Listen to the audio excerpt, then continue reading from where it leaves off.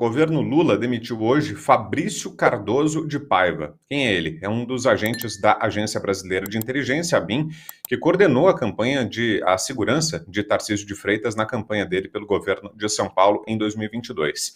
Considerado homem de confiança de Tarcísio, Paiva é investigado no âmbito do inquérito da Polícia Federal que apura suposto uso ilegal da ABIN para espionagem de magistrados integrantes da imprensa na gestão Jair Bolsonaro. Mas contigo, consta que nos dias dessa decisão, dessa demissão agora do servidor. De novo, não tenho como entrar nos detalhes do caso específico. O que a gente sabe é que existe uma tentativa, e não é de hoje, de aparelhamento de instituições importantes.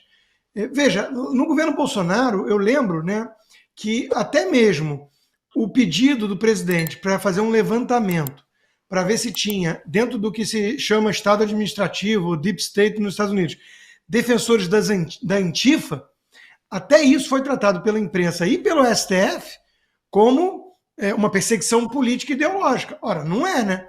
Você é o presidente do país, você herda uma máquina gigantesca que precisa trabalhar a serviço do governo, com uma pauta vencedora nas urnas.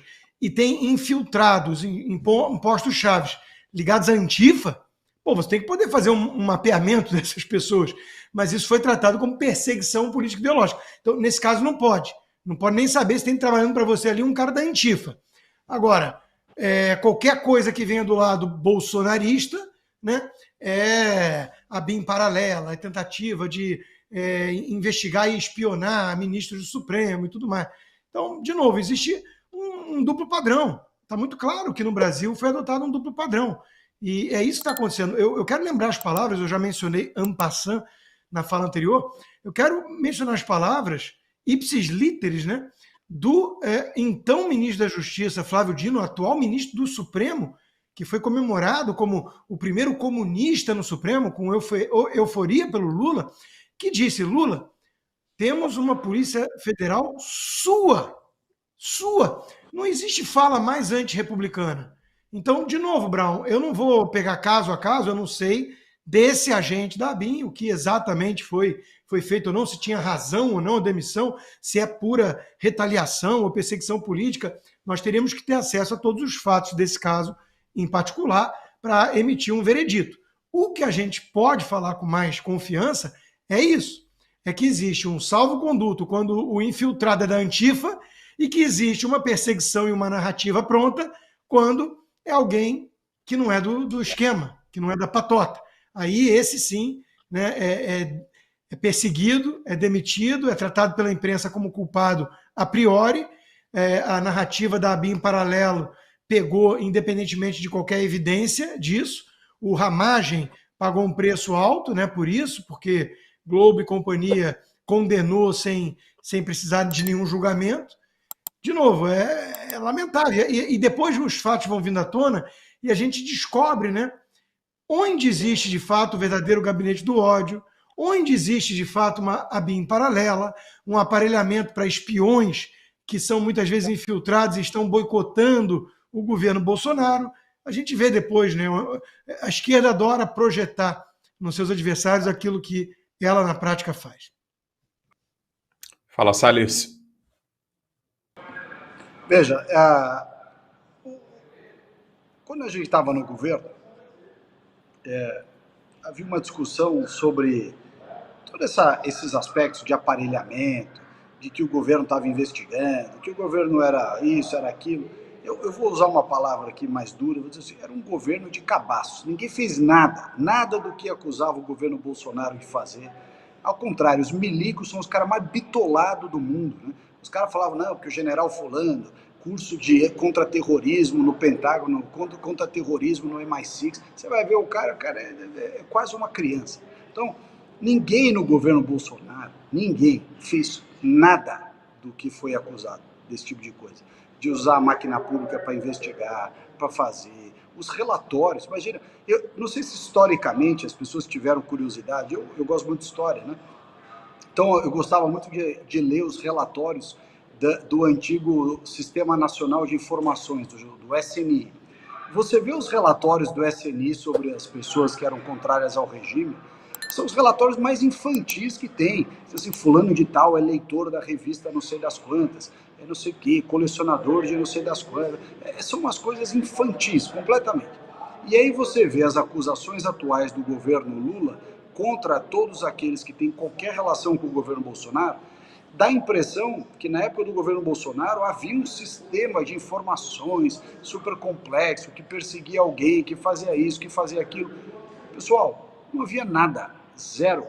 Era, repito aqui, governo de cabaços, não se fez nada, absolutamente nada. E não estou nem dizendo que era para ter feito ou deixado de fazer. Estou simplesmente dizendo que rotulou-se o governo como se fosse um grande instrumento de perseguição, coisa e tal, e você vê aí o caso desse delegado, sucedendo aqui o nosso comentário sobre o Gustavo Lima, e de novo, quem está usando os elementos, quem está usando a sistemática cubana, venezuelana, norte-coreana, russa, é o governo atual, que não abre mão de nenhum expediente que possa perseguir quem quer que seja, tanto juridicamente, quanto financeiramente, quanto socialmente. Olha só, vamos falar de outra saída do governo Lula. Falamos agora há pouco do caso daquele servidor da ABIN. E olha o que está acontecendo no Ministério dos Direitos Humanos, do Silvio Almeida, ex-ministro, aquele que foi demitido por assédio sexual, suposto assédio sexual. A novidade hoje é a seguinte: a ministra dos Direitos Humanos, Macaé Evaristo, a sucessora do Silvio Almeida, exonerou Luzia Cantal do cargo de ouvidora da pasta, poucos dias após a demissão de Cláudio Vieira da Silva. Cláudio era o secretário da Criança e do Adolescente e foi afastado após denúncias de assédio moral feitas por seus subordinados, o que gerou grande repercussão e mais uma crise dentro do Ministério. Luzia, a ex-ouvidora, que também ocupava uma posição de destaque no Ministério, era a responsável por receber e encaminhar denúncias de violações de direitos humanos, função crítica para o funcionamento da pasta. Além disso, também tinha uma forte ligação com o ex-ministro Silvio Almeida, que também deixou o cargo, acusado de condutas inadequadas. Vou começar contigo agora, Salles, invertendo a ordem, que nos dizem dessa saída da ouvidora do Ministério dos Direitos Humanos.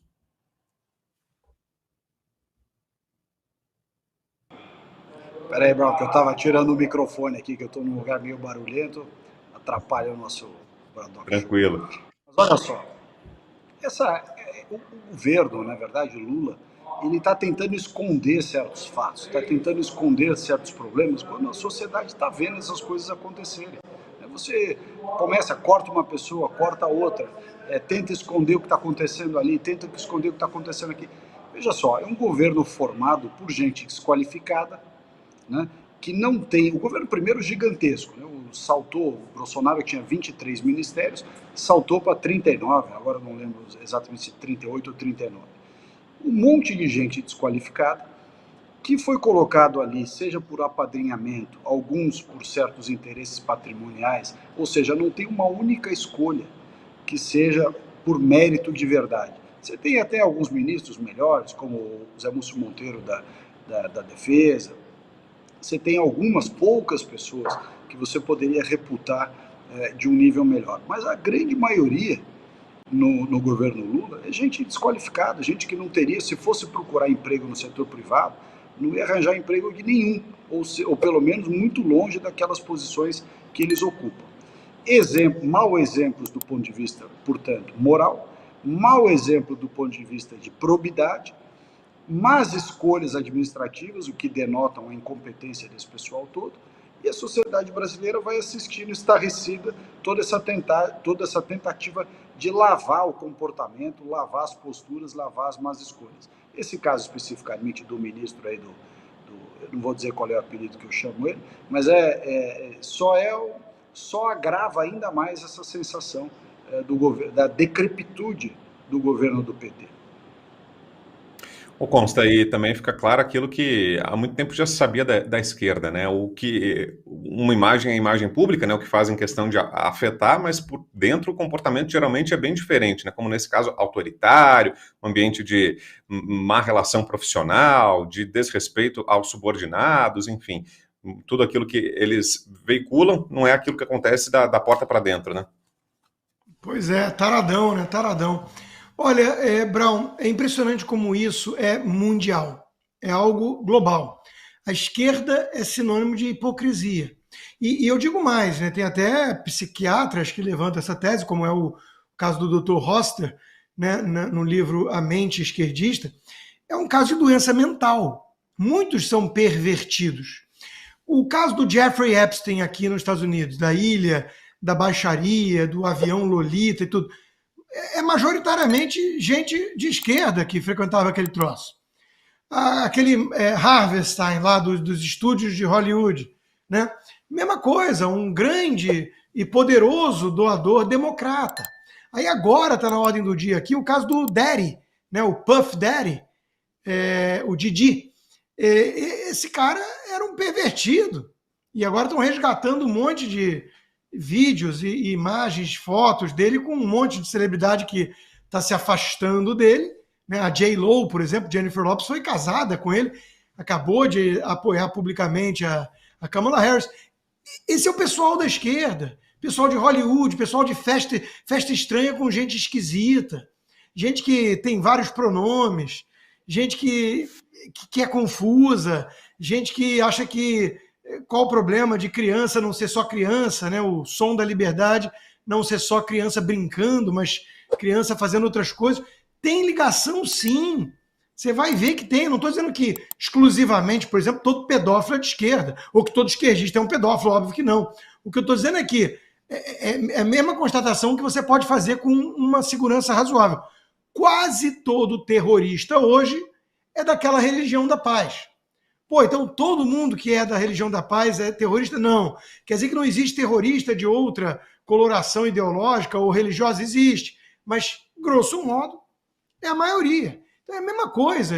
Pode ver que vem das hostes esquerdistas esse bando de gente perturbada.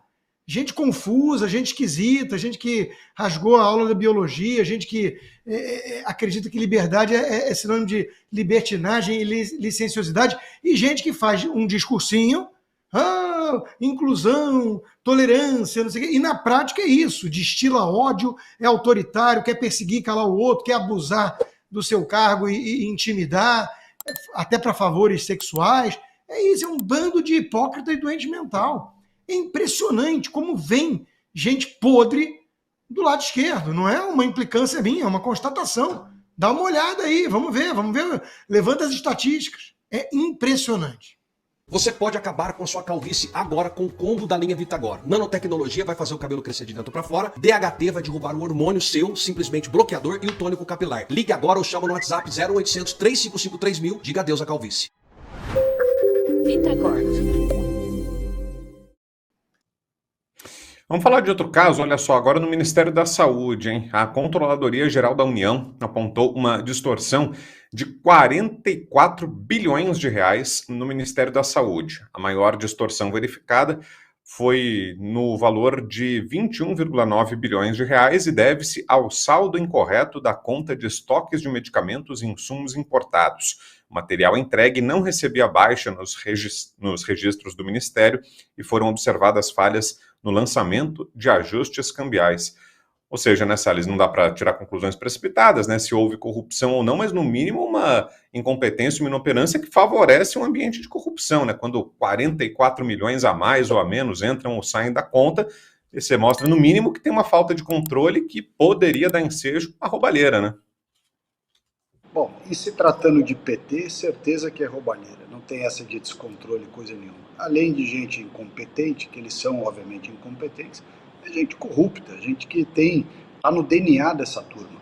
Né? Se a gente não tivesse tido essa lavação do passado que está acontecendo decisão após decisão judicial, que tira, né, desfaz acordo de leniência, desfaz acordo de delação premiada, desfaz não sei o quê, diz que a água não molha, né, que o sol não é quente, que a lua não gira em torno da Terra, quer dizer, é um negócio inacreditável. Nós estamos vendo uma série de medidas tomadas e afirmações se sucedendo para comprovar algo que é, para uma pessoa minimamente inteligente, com 2 neurônios, impossível de ser comprovado. O PT é o partido da corrupção, o PT é o partido da incompetência, o PT é o partido do aparelhamento do Estado. Ou seja, você ter uma notícia de que tem, qual é a palavra que usaram? Inconsistências, incongruências. Inconsistência contábil. Inconsistências contábeis. inconsistências contábeis. Isso aí é o governo da sacanagem, não tem dúvida. Se você começa a olhar o que está acontecendo no setor elétrico, medida provisória feita sob encomenda, você olha o que está acontecendo, transferência de carteira, né, de bancos, de Banco de Brasil, de Caixa Econômica Federal, disso e daquilo, ou seja, o pessoal vendendo carteira de crédito dos bancos a preço de banana, né, sempre para os mesmos clientes, sempre para os mesmos grupos. Se você fizer hoje no Brasil uma reanálise de quem são, entre aspas, os campeões nacionais, você vai ver que é a turma que financia o PT, não tem dúvida, né, e que faz com que você assista certas barbaridades. Vou até contar um caso interessante. Eu fui na sexta-feira em São Paulo, não sei até que dia vai, mas nessa sexta-feira agora, eu tinha um tempinho livre e fui até o Boat Show. Eu gosto muito de coisas náuticas e tudo, fui lá ver, fui visitar o Boat Show. E aí um vendedor de uma loja virou para mim e falou assim: ministro, o senhor sabe que na época do governo Bolsonaro, quem comprava barco aqui era só empresário e tudo por dentro, nota fiscal, tudo bonitinho. O que está aparecendo de gente ligada ao governo aqui, de político, tudo com umas propostas esquisitas, pagamento em dinheiro, pagamento em não sei o quê, pagamento disso, pagamento daquilo, ou seja, está voltando aquilo que já tinha, o pessoal que circunda o governo Lula, todos eles enchendo a orelha, para não dizer outra palavra, de dinheiro, né? E a sociedade brasileira pagando a conta de uma reforma tributária que serve essencialmente para equilibrar ou tentar equilibrar a conta da gastança, da roubalheira, da confusão desordenada de um governo como esse que foi escolhido. A nossa sorte é que 2026 está chegando rápido, já essa turma vai embora, sai fora. Ô Consta, parece que a única diferença em relação a esse passado recente, né, que o Salles estava lembrando, é que agora, diferentemente do que tivemos alguns anos atrás, parece que não tem mais combate à corrupção, né? Não tem mais as autoridades que se dedicam a isso, que revelaram toda essa roubalheira no passado. Hoje em dia, o mesmo filme se repete, só com essa diferença importante, né? Não tem mais quem combata e traga isso à tona, né? Isso e até pior, né, Brown? Porque não só não há mais o combate, o esforço das instituições funcionando, como o pior exemplo possível vem de cima. Quer dizer, o ladrão voltou à cena do crime, como diria Geraldo Alckmin. Não tem um corrupto graúdo, aliás, nem peixe pequeno, da Lava Jato preso. Então, a impunidade, ela campeia. O Brasil é o país da corrupção. Premiado o corrupto no Brasil. E isso é simbolizado pelo próprio Lula no comando. Então, o pior exemplo vem de cima. Como é que você vai conseguir montar a equipe honesta, meritocrática, com um apreço pela coisa pública? Não é impossível vindo dessa gente. Então, concordo com o Salles, né? Vamos dizer que é um erro, sei lá o quê, na melhor das hipóteses, é inoperância porque é um bando de cabeça de bagre. Mas na mais provável delas, é sacanagem mesmo, é safadeza. A política voltou às páginas da polícia. Um caminhão de transporte dos Correios foi pego com não sei quantos quilos de maconha.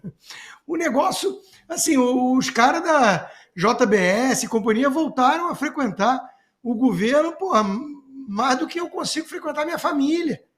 Então os caras estão sempre lá, então é a luz do dia, os esquemas estão aí. Ministério da Saúde, esse caso que nós estamos tratando.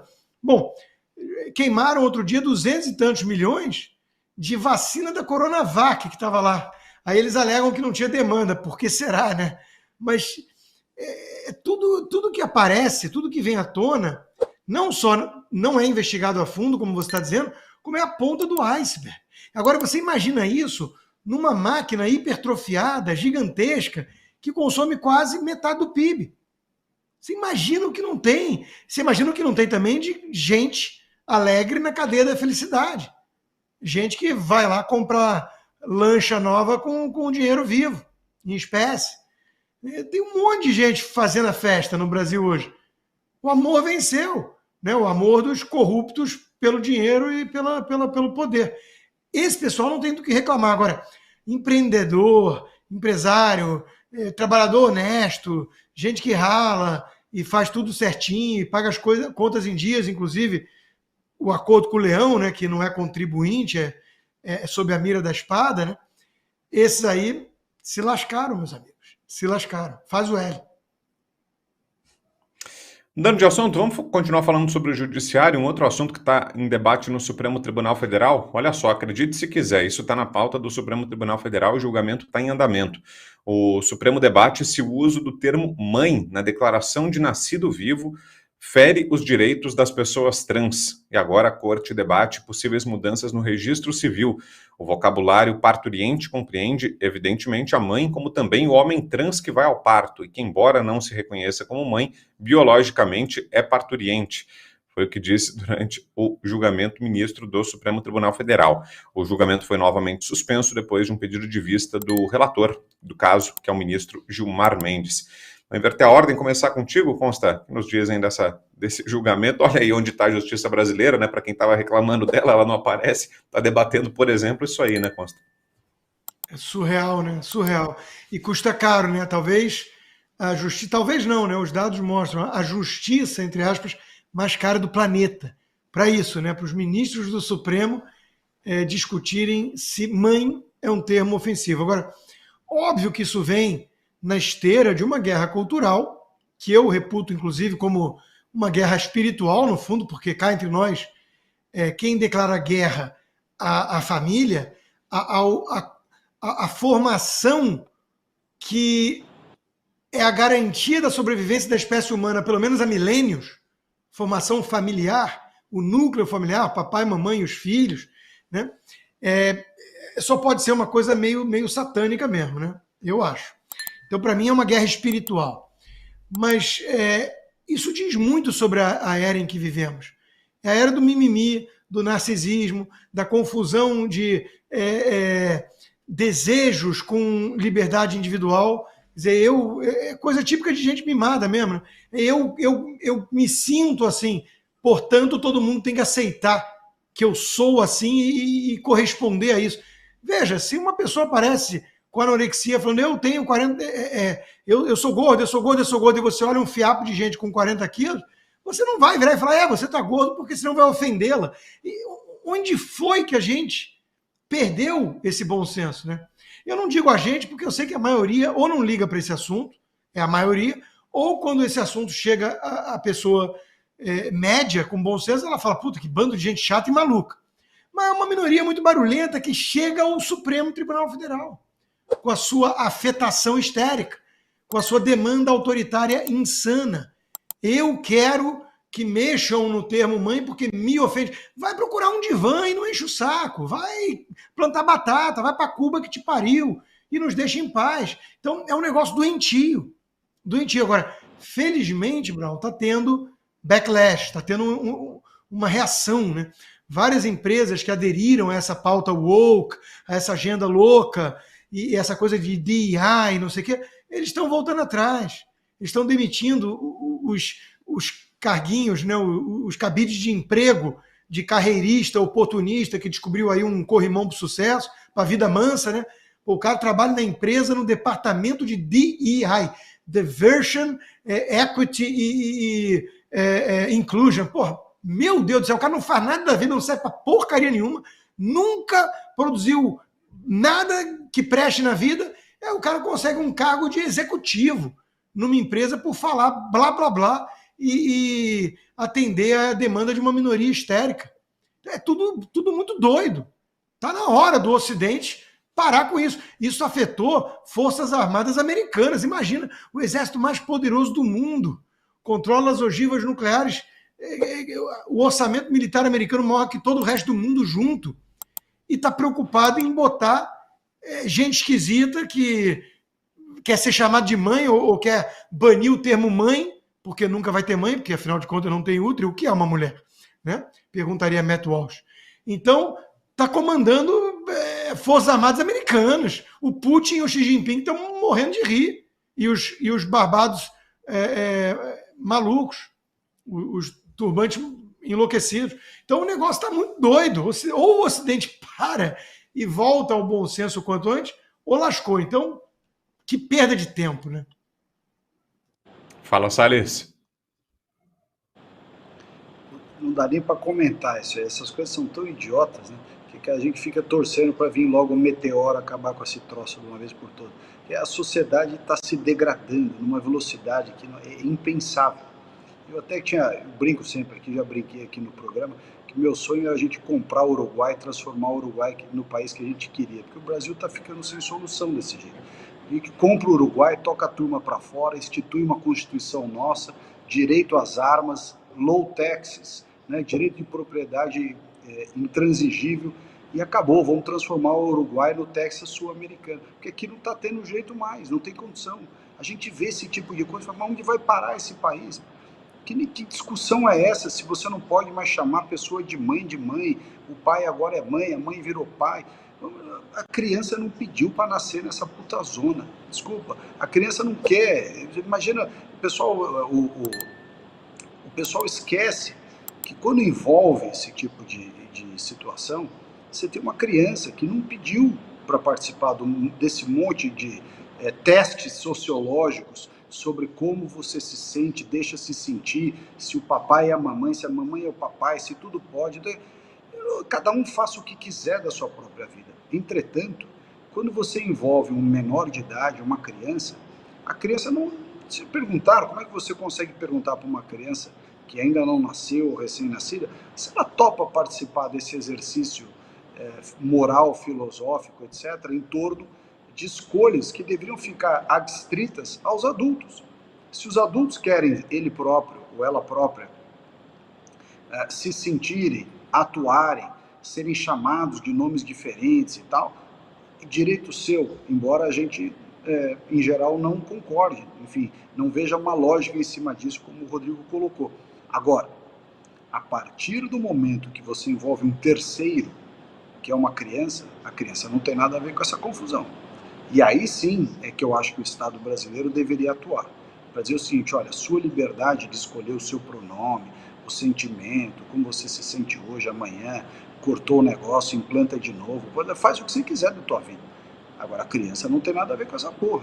Você não pode transferir para a criança essa sua decisão, essa sua confusão, essa sua perspectiva de mundo. E o que nós estamos vendo é a criança, que deveria ser o primeiro a ser preservado, sendo o último a ser considerado. Isso é uma tristeza.